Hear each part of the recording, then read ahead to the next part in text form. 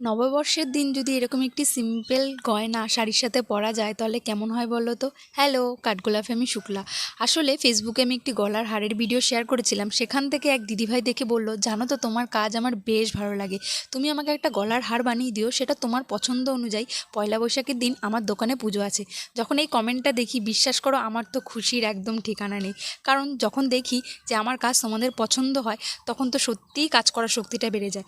তো আমি সিম্পল মোটিভের ওপরেই কাজটা করা শুরু করেছি, কারণ দিদিভাই বলেছিল একদম সিম্পল রাখতে। তো একটি স্বস্তিক চিহ্ন আর দুটো কাঠগোলাপ, কাঠগোলাপটা আমার বেশ ভালো লাগে, যেহেতু বলেছিল আমার পছন্দের, তো আমি সেরকমই কাজটা করার চেষ্টা করেছি।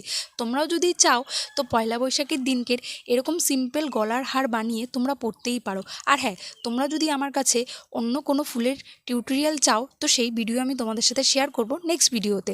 আচ্ছা, এই কাজটা তোমাদের কেমন লাগলো সেটা তোমরা আমাকে কমেন্টে জানাবে এবং প্রচুর শেয়ার করবে।